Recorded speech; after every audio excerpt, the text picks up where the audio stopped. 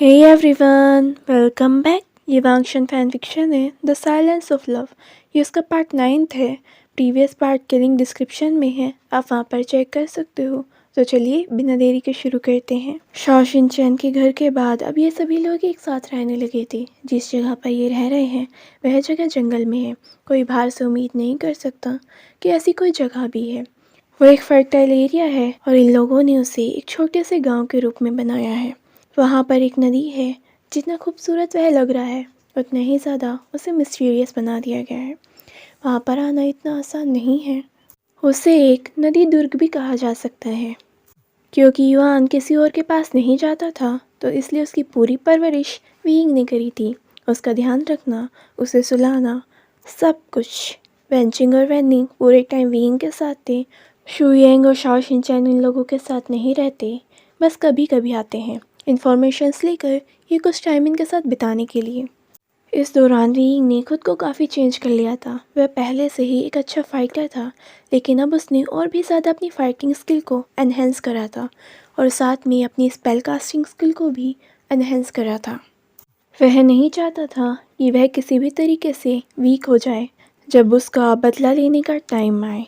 इस दौरान एक पर्सन काफ़ी ज़्यादा हाईलाइट था और वह और कोई नहीं बल्कि यीलिंग पैट्रियार्क था। लोग उसे यीलिंग पैट्रियार्क इसीलिए कहते थे क्योंकि लोगों को लगता था कि उसका ओरिजिन शायद यीलिंग है। लोग उसकी रिस्पेक्ट करते थे क्योंकि वह लोगों की मदद करता था। साथ में वह लोग इससे डरते भी थे। रीज़न साफ था, न किसी ने देखा था न किसी को पता था ये कैसा है, कौन है। बस सभी ने इसे एक नाम दिया था, यीलिंग पैट्रियार्क। वो भी ये जानकर कि वह शायद यीलिंग से है। उसके बाद ना उसकी पावर्स का कुछ कहा जा सकता है। कुछ लोग कहते हैं कि वो एक विज़र्ड है, तो कुछ लोगों का कहना है कि वह बीस्ट है। किसी को भी नहीं पता। एक मिस्टीरियस पर्सन, और जितना ज़्यादा कोई मिस्टीरियस होता है उतना ही ज़्यादा वह गहरे राज भी रखता है। इनके साथ कुछ लोग और भी रहते हैं गांव में, जिनकी वीइंग ने हेल्प करी थी, लेकिन उन्हें भी नहीं पता कि आखिर वीइंग रियलिटी में है कौन, कि यही यीलिंग पैट्रियार्क है। अब हम लोग प्रेजेंट में देखते हैं शॉ शिनचैन और वीइंग दोनों बैठे होते हैं। तभी उनके पास शुयेंग आता है और शुयेंग के पीछे पीछे युआन आता है। वीइंग पूछता है ये सब क्या चल रहा है। शुयेंग बोलता है अपनी इस नन्हे शैतान को संभालो। युआन बोलता है मैंने क्या करा। शुयेंग बोलता है सही में तुमने कुछ नहीं करा।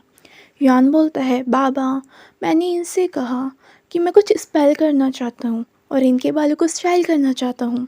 शुयेंग बोलता है बिल्कुल भी नहीं, मैं ऐसा कुछ नहीं करने दूंगा। अगर स्पेल गलत करी तो पता नहीं मेरे बालों का क्या हो जाएगा। युआन बोलता है प्लीज़। शुयेंग बोलता है नहीं, यू लिटिल डेविल।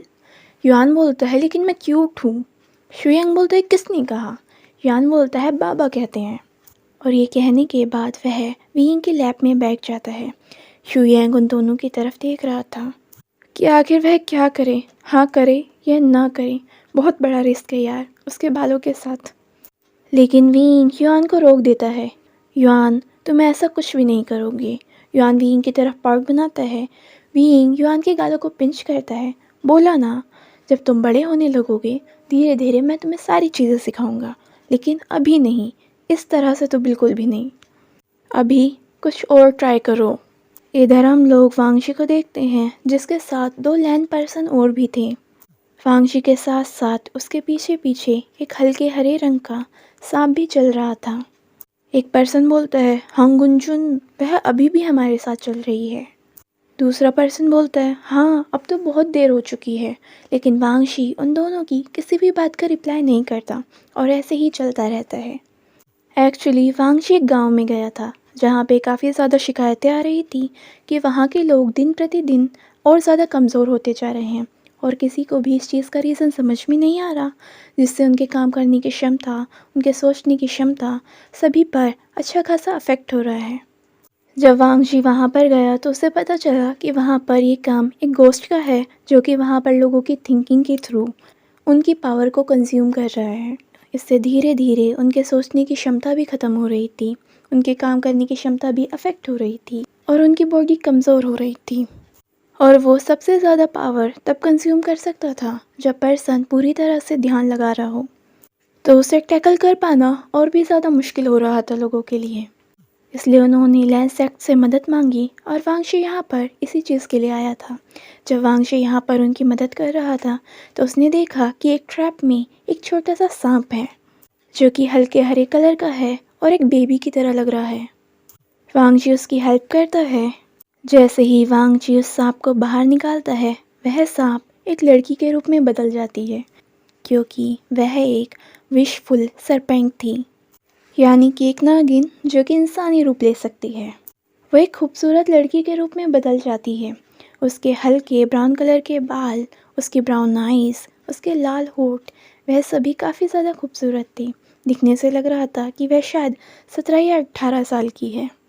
वांगशी तो उसकी तरफ ज़्यादा ध्यान नहीं देता, उसे उसके पेरेंट्स के पास छोड़ने के लिए बोलता है, लेकिन उस लड़की को वांगशी पसंद आ जाता है। वांगजी उसे उसके पेरेंट्स के पास छोड़कर आता है, लेकिन वह अपने नागिन रूप में आकर चुपचाप वांगजी का पीछा करने लगती है। वांगजी पीछे मुड़ता भी है और उससे बोलता भी है कि वह वापस चली जाए, लेकिन वह नहीं सुनती। उसके बाद वांगशी ऐसे ही चलने लगता है और अब चलते चलते वह लोग काफ़ी दूर आ चुके हैं। अब वांगजी सोचता है कि वह लोग किसी इन में ठहर जाएं। वे लोग इन में जाकर रूम को बुक करते हैं। वांगशी एक टेबल पर जाकर बैठता है जहाँ पर उन्हें फूड को सर्व कर दिया जाता है। वांगशी उस लड़की का भी इंतज़ार करता है। वह लड़की वांगशी के पास आकर बैठ जाती है।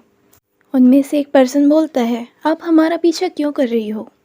वह सरपेंट बोलती है, मैंने कहा ना, मुझे भी तुम लोगों के साथ जाना है, मुझे भी तुम लोगों के साथ घूमना है। दूसरा पर्सन बोलता है, हम लोग ऐसे नहीं घूमा करते, और जब हम लोग घूमते हैं तो इसमें थोड़ा सा रिस्क भी हो सकता है। वो लड़की बोलती है, हाँ लेकिन मुझे जाना है आप लोगों के साथ। वह लैंड पर्सन बोलता है, लेकिन क्यों? हमने आपसे इतनी बार पूछ लिया, आपके पेरेंट्स भी फिक्र कर सकते हैं। वह सरपेंट बोलती है, मेरे फादर को मैं बता कर आई हूँ, मुझे भी तुम लोगों के साथ यात्रा करनी है। वह लैंड पर्सन बोलता है, हम लोग कोई यात्री नहीं हैं जो एक जगह से दूसरी जगह जाते रहें। हम सिर्फ तब कहीं पर जाते हैं जब हमें किसी की हेल्प करनी हो, हम किसी केस के लिए आते हैं। हमारा घर है, हम लोग बेघर नहीं हैं। वह सरपेंट पार्क बनाती है, उसके बाद वांगशी की तरफ देखती है और ऐसा लग रहा था कि वांगशी को तो कोई फ़र्क ही नहीं पड़ता। वह थोड़ी सी सैड हो जाती है। वांगजी का हाथ टेबल पर रखा होता है। वह सरपेंट वांगशी का हाथ पकड़ लेती है और उससे बोलने लगती है, प्लीज़। लेकिन उसके बाद वह देखती है कि वांगशी जल्दी से अपने हाथ को पीछे कर लेता है। यह देखकर उसे और भी ज़्यादा बुरा लगता है। वह लैंड पर्सन बोलते हैं, आप चिंता मत कीजिए, हंगुनजुन को स्किनशिप बिल्कुल भी पसंद नहीं है। इस बात पर वह सरपेंट सिर्फ अपना सर हिलाती है। उन सभी का खाना आ जाता है। वह लोग खाना खाने लगते हैं। खाना खाने के बाद वह दो पर्सन वांगजी से बोलते हैं, हंगुनजुन, क्यों ना हम लोग थोड़ा सा उधर जाके वॉक कर लें? आप दोनों यहीं पर रहोगे तब तक, या आपको भी कहीं जाना है? वह सरपेंट वांगजी की तरफ देखती है। वांगजी उन्हें जाने के लिए परमिशन दे देता है और वह दोनों वहाँ से चले जाते हैं। वे दोनों आपस में बात कर रहे होते हैं। क्या सच में हंगुनजुन को पता नहीं चला कि उसे हंगुनजुन पसंद आ गए हैं? दूसरा पर्सन बोलता है, वह लड़की काफ़ी ज़्यादा क्यूट है और प्यारी भी लग रही है, लेकिन मुझे ये है कहीं वह उन्हें गुस्सा ना दिला दे। उसके बाद वांगशी उस लड़की की तरफ देखता है। वह उठने ही वाला होता है कि फिर से वह लड़की वांगशी को रोकने के लिए उसका हाथ पकड़ लेती है। वांगशी उसकी तरफ देखता है और वो जल्दी से अपने हाथ को पीछे कर लेती है। वह थोड़ा नर्वस होती है और वह वांगजी से कुछ कहना चाहती थी, लेकिन वह ठीक से बोल नहीं पाती, हिचकती है। इस चीज़ को वांगशी देखता है। वांगशी थोड़ा सा उसकी तरफ बढ़ता है। वह और नर्वस हो जाती है। वांगशी बोलता है, मिस, मुझे स्किनशिप पसंद नहीं है, मैं मैरिड हूँ और मेरे हस्बैंड को भी ये पसंद नहीं आएगा अगर आप मुझे ऐसे टच करेंगे बार बार। ये सुनते ही उस सरपेंट की आंखें बड़ी हो जाती हैं। उसे एक पल के लिए यकीन नहीं हो रहा था। वह सोचती है कि अगर वांगजी को उसे रिजेक्ट ही करना है तो कोई और रीज़न दे सकता है, एक बार उसे मौका तो दे सकता है ना। ये क्या है, सीधा ये बोल दिया कि वह मैरिड है। उसे लगता है कि वांगजी झूठ बोल रहा है क्योंकि वह उसे पसंद नहीं करना चाहता। वह बोलती है, सच में? लेकिन वांगशी उसका कोई आंसर नहीं करता और उसे अपनी कोल्ड आइज से देखने लगता है। वह लड़की रोते हुए वहाँ से भाग जाती है। अगले दिन हम लोग विंग को देखते हैं जो कि युआन और वेंचिंग के साथ बाज़ार में आया था। युआन का यहाँ आना मतलब खिलौनों की दुकान पे जाना। वेंचिंग उसे बार बार मना करती है, लेकिन वह बार बार क्यूकली विंग की तरफ देखता है और ना चाहते हुए भी विंग उसके लिए हाँ कर देता है। वेंचिंग फिर विंग पर गुस्सा करती है, तुम इसे कितना बिगाड़ोगे विंग। विंग बोलता है, वेंचिंग ये बच्चा है। जब विंग बाजार में उन लोगों के साथ होता है तभी विंग पर एक लड़की की नज़र जाती है। वह विंग को देखते ही उसकी ब्यूटी की तरफ एकदम से अट्रैक्ट हो जाती है। वह विंग की फ्रेग्रेंस को भी स्मेल कर सकती थी। विंग से आने वाली सेंट उसे और भी ज़्यादा अट्रैक्टिव लग रही थी। उसे नहीं पता चल रहा था कि आखिर विंग क्या है, लेकिन उसे ये तो पता चल रहा था कि ये इतना सिंपल तो नहीं है। वह अपने पावर्स की मदद से विंग को अपनी तरफ लाने का ट्राई करती है। वेंचिंग अपना कुछ सामान खरीद रही थी। वह उस शॉप ओनर से बात कर रही थी। वह शॉप ओनर वेंचिंग से बोलती है कि आप एक बार अंदर आकर देख लीजिए अगर आपके ज़रूरत का सामान है या नहीं। वेंचिंग उनके साथ अंदर जाती है। विंग को अपना सर भारी भारी फील होता है। वह अपनी आंखों को टाइटली बंद करता है और खोलता है। उसे समझ नहीं आ रहा था कि आखिर क्या हो रहा है। उसे ऐसा लगता है कि कोई उसे अपनी तरफ बुला रहा है। विंग धीरे धीरे अपने आप को शांत करने का ट्राई करता है, लेकिन उसके बाद विंग उसी डायरेक्शन में जाने लगता है। युआन विंग को जाते हुए देखता है। बाबा, अरे ये कहाँ जा रहे हैं। युआन उनके पीछे जाने लगता है, लेकिन तभी युआन को रास्ते में बेबी चिकन दिखाई देने लगते हैं और युआन विंग का पीछा छोड़कर उन चिकन्स का पीछा करने लगता है। विंग भीड़ से अलग एक सुनसान गली की तरफ जाता है। वहाँ पर एक लड़की थी जो कि विंग को अपनी तरफ खींच रही थी।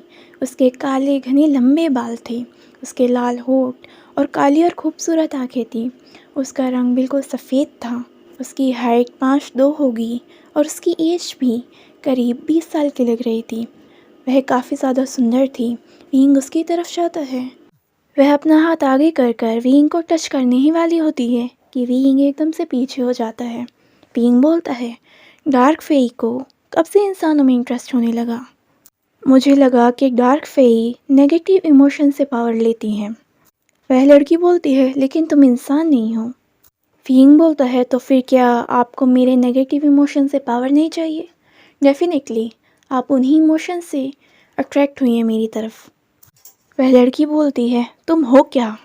और वह फिर से विंग को टच करने वाली होती है। फिर से विंग पीछे हो जाता है।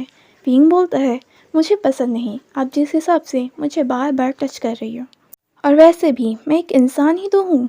वह लड़की बोलती है, बिल्कुल भी नहीं, मैंने तुम्हें अपनी तरफ अट्रैक्ट करने की कोशिश करी, तुम्हें अपने ट्रैप में लाने की कोशिश करी। विंग बोलता है, लेकिन कोई और ही अट्रैक्ट हो गया, राइट। वह लड़की अपनी लोअर लिप को बाइट करती है। विंग बोलता है, फेई मैजिक करती हैं, लेकिन क्या आप भूल गई हैं कि विज़र्ड और विचेस भी उतने ही पावरफुल होते हैं मैजिक्स के मामले में। वह लड़की विंग से बोलती है, मेरे साथ चलो। विंग बोलता है, बिल्कुल भी नहीं। वह गुस्से में आ जाती है और विंग पर हमला करने लगती है। विंग उससे बचने लगता है। उसके बाद विंग उसके दोनों हाथों को पकड़कर उसकी कमर के पीछे ले जाता है। उसके बाद उसके दोनों हाथों को एक हाथ से पकड़ लेता है और अपने दूसरे हाथ में अपनी विचक्राफ्ट की मदद से एक आयरन का पीस ले आता है। उस पीस को वह उसकी गर्दन के पास रखता है, लेकिन उसकी गर्दन के ऊपर नहीं। विंग बोलता है, मुझे सिर्फ कुछ पल लगेंगे और तुम ख़त्म। आयरन से फेई को ख़त्म किया जा सकता है। आयरन फेई की सबसे बड़ी वीकनेस होती है, और साथ में अगर आयरन से इन्हें कोई निशान भी दे दिया जाए तो कुछ भी कर लो, उस निशान को ये लोग कभी भी ठीक नहीं कर सकते। इसलिए ये लोग आयरन की चीज़ों से दूर रहते हैं। विंग बोलता है, ये पहचान कर भी कि मैं कोई इंसान नहीं हूँ, तुमने फिर भी मुझे अपनी तरफ अट्रैक्ट करना चाहा, और दिमाग में क्या था तुम्हारे। वह फेई विंग से बचने का स्ट्रगल करती है। वह जल्दी से वहाँ से भागने का ट्राई करती है, जिससे आयरन पीस से उसके कंधे पर चोट लग जाती है। इससे विंग उसे छोड़ देता है और मौके का फ़ायदा उठाकर वह जल्दी से वहाँ से भाग जाती है। विंग सोचता है कि आखिर एक डार्क फेई उसकी तरफ आई क्यों थी, लेकिन उसके बाद वह जल्दी से वहाँ पर जाता है जहाँ पर युआन और वेंचिंग थे। विंग सोचता है, उन्हें बताना भी भूल गया और इस चीज़ पर ध्यान भी नहीं दिया। जब विंग वहाँ पर जाता है, ना तो वहाँ पर उसे युआन दिखाई देते हैं, ना ही वेंचिंग। विंग उस शॉप ओनर से पूछता है कि आखिर वह दोनों कहाँ हैं। वह शॉप ओनर बताती है कि जब हम लोग यहाँ पर आए तो ना तो आप थे, ना ही यहाँ पर वह बच्चा था, और वह लड़की काफ़ी ज़्यादा चिंतित हो गई थी। वह उसी को ही ढूंढ रही है। वेनचिंग दोबारा से उसी शॉप पर आती है। वहाँ पर इस बार विंग था। वेनचिंग विंग को देखती है और पूछती है, तुम कहाँ गए थे और युआन कहाँ है? युआन को ना पाकर विंग भी एकदम से पैनिक हो गया था। विंग बोलता है, मैं तुम्हें बाद में बताता हूँ सारी बातें, अभी जल्दी से युआन को ढूंढो और हमें यहाँ से निकलना होगा। इधर हम लोग युआन को देखते हैं जो कि चिकन्स का पीछा करते करते उनके पास आ गया था, लेकिन उसके बाद उसे खुद भी नहीं पता वह कितनी दूर था। जब उसने देखा कि वह अकेला है तो उसने रोना शुरू कर दिया। लोग युआन को रोता देख ऐसे ही उसे छोड़कर आगे निकल रहे थे। कुछ लोगों ने उसे चुप कराने का भी ट्राई करा था, लेकिन युआन चुप नहीं हो रहा था। तभी वहाँ पर वांगशी उन दो लैंड पर्सन के साथ आता है। वह देखता है कि वह बच्चा रो रहा है। वांगशी युआन के पास जाकर बैठ जाता है। उनमें से एक पर्सन युआन से पूछता है, बच्चे तुम क्यों रो रहे हो? लेकिन युआन उनका कोई आंसर नहीं करता और सिर्फ वांगशी को देखता है। युआन वांगशी को गले लगा लेता है। इस एक्शन से वांगशी एकदम से स्टन रह जाता है, लेकिन उसके बाद धीरे धीरे वांगशी युआन की बैक पर अपना हाथ फहराता है उसे शांत करने के लिए। वांगशी कुछ भी नहीं बोलता और युआन को थोड़े टाइम के लिए ऐसे ही रहने देता है। युआन जब थोड़ा सा शांत हो जाता है वह वांगशी से अलग होता है। युआन बोलता है, गगा सॉरी, मैंने आपके कपड़े ख़राब कर दिए। उसके कंधे पर युआन के रोने के निशान थे, लेकिन वांगजी सिर्फ अपने हाथ को युआन के गालों पर रखता है। युआन बोलता है, गगा मैं खो गया हूँ। मैं अपने बाबा के साथ आया था, लेकिन उसके बाद मैं चिकन से खेलने लगा और मैं खो गया। मुझे नहीं पता मैं कैसे जाऊँ, मुझे मेरे पापा के पास जाना है। वांगशी बोलता है, ओके। युआन बोलता है, तो फिर आप मुझे मेरे बाबा से मिलाओगे? वांगशी हाँ में सर हिलाता है। इस बात पर युआन खुश हो जाता है और वहीं पर उछलने लगता है। युआन को ऐसे देखकर वांगशी को भी काफ़ी ज़्यादा अच्छा लग रहा था। वांगशी के चेहरे पर भी एक छोटी सी स्माइल आ जाती है। वह दो पर्सन आपस में एक दूसरे को देखते हैं। उनमें से एक बोलता है, सीरियसली ये हंसते भी हैं? दूसरा बोलता है, और कितने अच्छे लग रहे हैं हंसते हुए। तभी वहाँ पर युआन को कोई आवाज़ मारता है। वांगजी उस आवाज़ को सुनते ही हैरान रह जाता है और फिर उस पर्सन की तरफ देखता है। उसे देखते ही वह स्टन रह जाता है, क्योंकि ये पर्सन कोई और नहीं बल्कि विंग था। विंग भी वांगशी को ऐसे देखकर स्टन रह जाता है। उसे समझ नहीं आता कि आखिर वह अब क्या करे। युआन विंग की तरफ भागते हुए आता है, विंग को गले लगा लेता है। विंग युआन को अपनी गोद में ले लेता है। युआन बोलता है, बाबा। ये सुनते ही वांगशी और ज़्यादा हैरान हो जाता है। वह सोचता है विंग उसके सामने, लेकिन कैसे, और ये बच्चा विंग को बाबा क्यों बुला रहा है? युआन बोलता है, बाबा मैं काफ़ी ज़्यादा डर गया था, इन हैंडसम गगा ने मेरी मदद करी। विंग जो कि सिर्फ वांगशी को देख रहा था, युआन विंग के फेस को अपनी तरफ करता है। बाबा आप मेरी बात सुन रहे हो ना? विंग अपने आप को संभालता है, हाँ बेबी मैं सुन रहा हूँ। उसके बाद विंग वांगशी की तरफ बढ़ता है और वांगशी को शुक्रिया बोलता है कि आपने मेरे बच्चे का ध्यान रखा। और वहाँ से विंग जल्दी से जाने ही वाला होता है कि वांगशी विंग का हाथ पकड़ लेता है। वांगशी बोलता है, विंग। विंग बोलता है, आपको शायद कुछ गलत लगा। वांगशी विंग के हाथ को और ज़्यादा टाइटली पकड़ लेता है। विंग बोलता है, देखिए आपने मेरे बच्चे की हेल्प करी, लेकिन ये सब क्या है? वांगशी बोलता है, विंग तुम जिंदा हो। वांगशी की सारी बातें विंग को उसका हर एक दर्द, उसका हर एक पल याद दिला रही थी। वांगशी को विंग ऐसे देखता है और सोचता है कि अब तो वांगशी ने दूसरी शादी कर ली होगी ना, वह अपने लवर के साथ अच्छे से रह रहा होगा ना। उसकी आंखों में आंसू आने के लिए तैयार थे। उसे पता था कि अगर वह ज़्यादा देर रुका तो हो सकता है वह कमज़ोर पड़ जाए। विंग अपने आप को संभालते हुए बोलता है, जी आपको शायद कुछ गलत लगा है। वांगशी फिर से उसका नाम लेता है। इस बार विंग अपने हाथ को वांगजी से छुड़ा लेता है। विंग बोलता है, मैंने कहा ना आपको कुछ गलत लगा, मेरा नाम विंग नहीं है, मेरा नाम शियान वे है।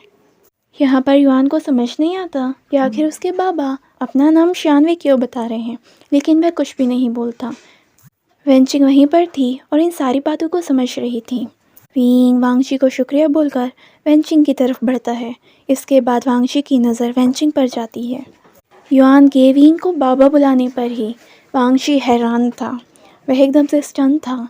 उसे एक पल के लिए यकीन नहीं था कि उसका विंग वापस आ गया है, लेकिन आ गया है तो फिर ये बच्चा किसका है? वेंचिंग के साथ विंग को जाते हुए देख वांग जी सोचता है कि यह उसकी वाइफ है। क्या यह सच में विंग नहीं है?